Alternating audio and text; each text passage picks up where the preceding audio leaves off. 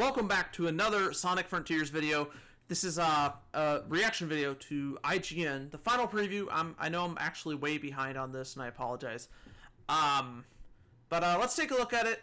Now, this does not mean this is going to be like my final preview of Sonic Frontiers, but that's just what this video is called. I'm probably going to make at least one more video later this week. But yeah, without further ado, let's take a look at this. I haven't seen it yet.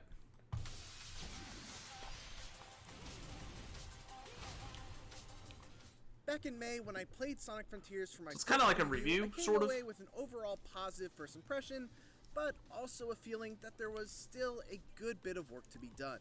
The game felt buggy, the performance didn't feel optimized, and I can't wait for the game. There was a ton of distracting pop-in of objects and obstacles floating around in the sky. Here we are 5 months later, and I got a chance to go hands-on again with a PC build of Sonic Frontiers, this time for a full 6 hours to check out the first 3 islands in their entirety. And while a lot of those same issues I experienced the first time I played are still present, the pop-in and a handful of minor bugs, it is clear that a lot of work has gone into tightening up Sonic Frontiers' Well, I don't expect it to be perfect and polishing its visuals. Let me be clear, it is still an uneven experience, both visually and mechanically, but when my time Okay, yeah, we're fine. was Sorry. up and all I thought about was the I wanted to make sure I pressed being able record. to play more. That seemed like a good sign that Sonic Frontiers is in a pretty healthy spot heading into its imminent November 8th release.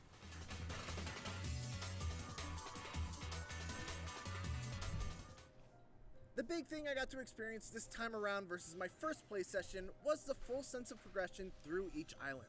I've talked previously about how you need to collect portal keys to open up cyberspace levels, beat cyberspace levels to get vault keys, and vault keys to unlock Chaos Emeralds, but there's another important element to this. Obviously about how you need to collect portal keys to open up cyberspace levels, beat cyberspace levels to get vault keys, and use vault keys to unlock Chaos Emeralds. I assume he's using the Xbox controller, probably. There's another important element to the game flow as well. Memory tokens. Each of the 3 islands was home to one of Sonic's friends who were trapped in cyberspace, and in order to try and free them, I needed to collect a ton of memory tokens. Typically, these are rewards for exploration in the open world, and they're the main reason you'll be looking out for springs, ramps, grind rails, speed boosters, and all other manner of gadgets that send you zooming through the world. Collecting and delivering these memory tokens back to your friend is one of the ways you'll progress Sonic Frontiers' story forward. Every time I made a delivery, I was rewarded with a cutscene between Sonic and his trapped friend that would shed a little bit of light on the mysterious Starfall Islands and the cute little native rock people known as Korons that inhabit it. There is a compelling mystery that serves as the heart of Sonic Frontiers' story, and I found myself very interested in seeing how it all unfolds, and even more interested in the dynamics between Sonic and each of his friends, which really takes center stage during these cutscenes. Each island has a story to tell, with each of Sonic's friends being a key player in how that story unfolds. I managed to clear the first island in my first 3 hours or so of playtime, and after a very cool boss battle that I can't and wouldn't want to spoil for you, I found myself on Ares Island, a desert-themed island that housed all new enemies, mini-bosses, cyberspace levels, and memory tokens. Here, I had to repeat the hunt for the Chaos Emeralds again. In that way, Sonic Frontiers is very formulaic. But the 3 islands I've explored so far were so different that I was happy to repeat the dance each time. The one weak point in this whole formula are the Guardian mini-boss battles, which are required in order to obtain the portal keys that unlock a sand shark, I guess. Levels. These fights are typically grand in their spectacle, but are rarely actually fun to play. And worse, they're repeated multiple times throughout the island without any variation. Fortunately, there are a few exceptions, like a fight against a sumo guardian that encloses you in a cage and requires you to bounce off the fences in order to bump the boss into the electrified portion. The more you bounce, the more force you're able to bump the boss with, and trying to find the right angle to bounce a bunch of times before hitting the boss was a lot of fun. And then there are the cyberspace levels, which, like the Guardian mini-bosses, varied in their quality, but were all fun nevertheless. Each is a bite-sized traditional Sonic level that comes with interesting that he runs in the air, well, when he's falling. Kind of like classic Sonic. The level under the S-rank time limit, beat the level with a certain number of coins, Generations. and find all 5 red coins.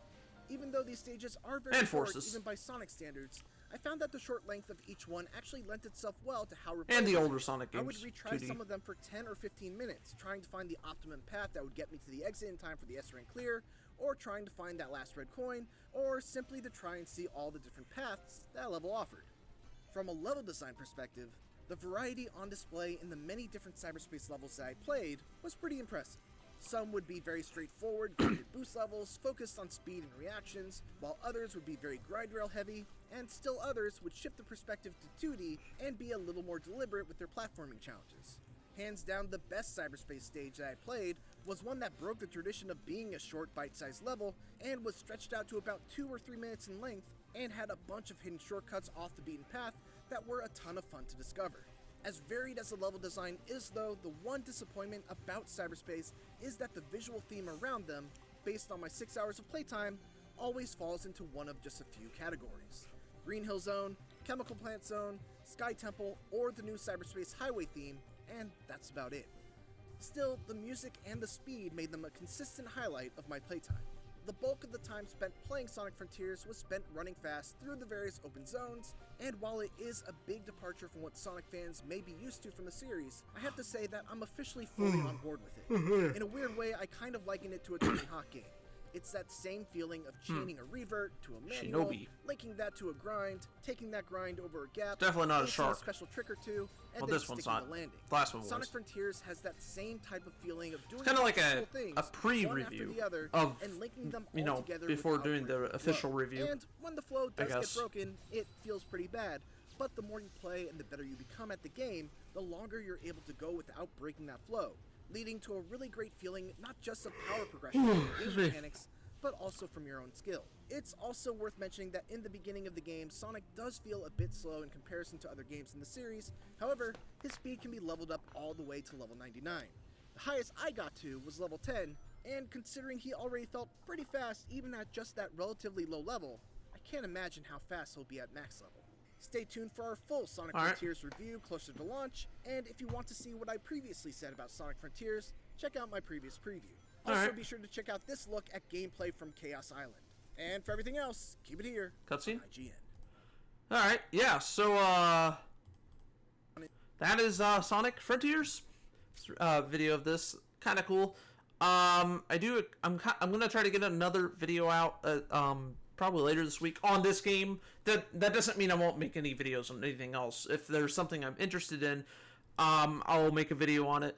I was kind of considering doing a video on the Twitter acquisition of, by Elon Musk, but then, I don't know, it's not, as of right now, that's not video game related. Now, I don't know, maybe with Twitter Blue, does that mean they could, bring, gaming to Twitter? I know you could, play games on Facebook. They're not, full-length games, as my dog is barking. But I don't know, maybe I'll do a video on that. I don't know.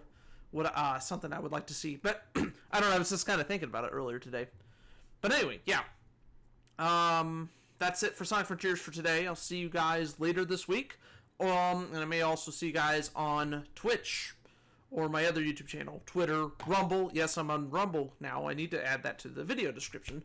I upload my vlogging videos to Rumble as well if you guys want to check that out, support me. For monetization, I still don't really understand how that works right now. I'm not super worried about it. Make a little bit of money on Twitch. But yeah, Sonic Man the Best. If you want to check that out, that's the name.